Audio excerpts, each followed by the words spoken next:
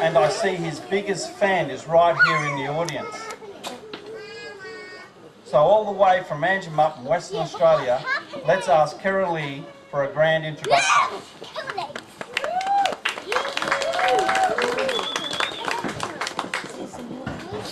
He's bowl of fun, he's legend in his own lunchtime, he's my superhero, he's the Nosboss!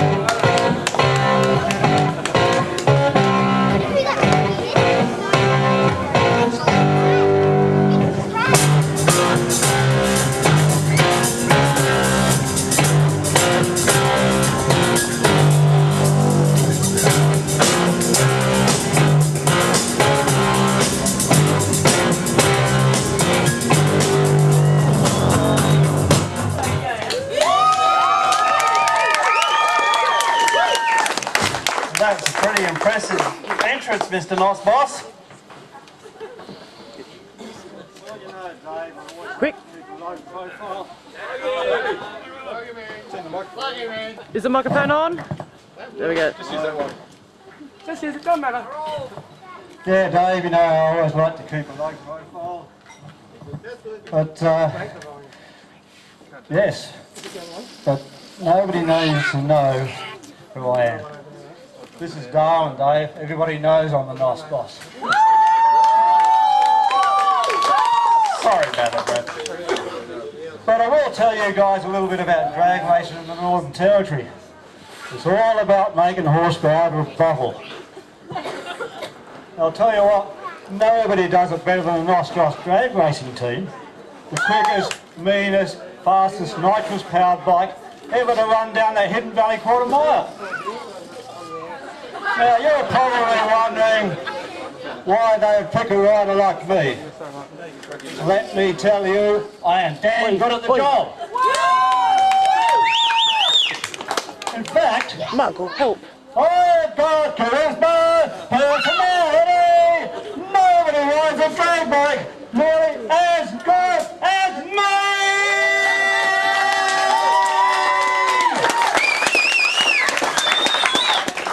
And I'm a very good singer. But being a rather modest man, I will admit to having some help with this. Now, I'm going to have to thank a few people. And I suppose the first guy I'm going to have to thank is the team owner, Brad. Now, we all know how hard he works in the workshop and all that sort of stuff. But when it comes to riding, he really needed a guy like me to help him out. But all things equal, he works pretty hard, but he always seemed to have a problem, you know. He'd get the bike going like a rocket one week, the next time you get on it, you didn't know whether you're going to ride a bullet or a bomb, you know. He'd get the thing running perfectly. Then for some reason or other, you take it back to the workshop, pull it apart, change everything around, you didn't know what was going to happen.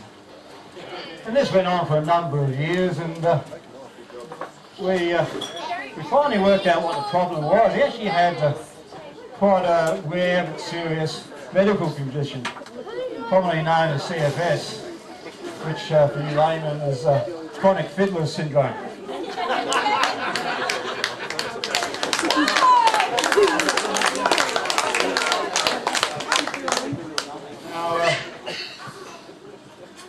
funny thing happened when I came here this evening. I met Brad there at the house, and he looked pretty tired and didn't seem his normal self. And he just sort of said, listen, we're going to have a break. There's some paper up here you might like to have a look at. So I think Dave, you got some paper there for Brad? Yeah, that one there, I think it was Dave. Okay, Brad obviously asked me to thank a few people in his behalf, so let's have a look here. Now, Brad's career goes right back to 1989, and he had this crazy dream of building something weird and wonderful which nobody else had done before. He had some success, a little bit here, a little bit there, and anyway, it all goes back to his dream, and he couldn't make this dream happen unless he had a venue to build this machine. Just so happened he worked for Steelcon at the time, who had a little bit of an aircraft building business on the side called Aerotech. Now, to the generosity of the management of Aerotech, Nobby Barch and his lovely wife Gina, he was able to start on his dream. They supported him with money, with transport, and a fully equipped aircraft workshop. So thank you guys from Aerotech. Now, another guy I only met recently, or met his lovely wife recently, was Terry from Electro Engineering. He helped Brad out so much in those early days of his engineering shop. Steelcon, of course, Brad's employers, they were big helpers all the way, still are today. Back in the days when Guido was in charge, and then later on with the speciality people, Alan and Damien, the manager. Yeah, Brad looks like he really wants to thank you. Now, another, I guess, a company somewhat associated with Steelcon for a number of years. Brad built 2 trailers over the years, and I'll tell you what, they took a lot of sheet metal, and it's just handy. There was a friend of Steelcon's, I guess a friend of mine who happened to own a sheet metal shop, and enabled all these fancy trailers to be built. So, to Dominic and Deborah from Air Doctor, thank you very much, folks, from Brad.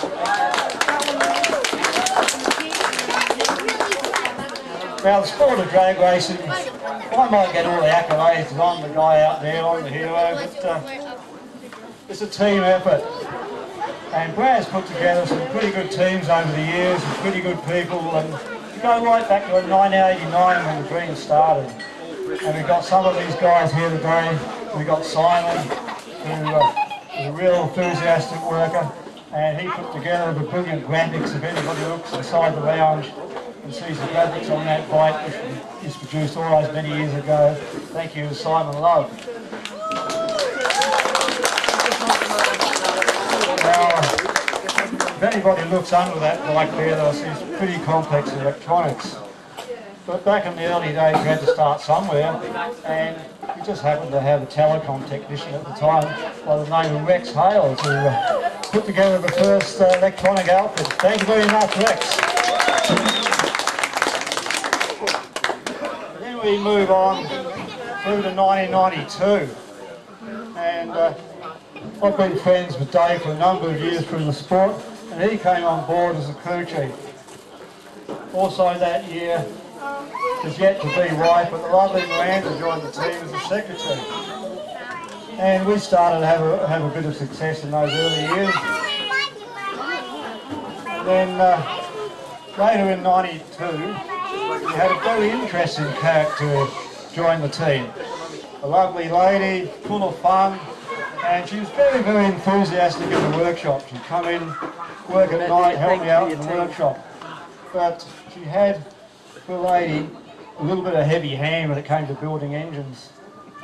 And one particular night we had to rebuild the engine 3 times because 32 bolts in the crankcase, and every time we got to the last bolt it would snap. We'd have to pull the engine apart, rebuild it, get to the last bolt, and it would snap. By the time we got the engine together for the 3rd and final time, it was way past midnight. So she became affectionately known as Sally the Midnight Bolt Snapper. Thank you, Sally.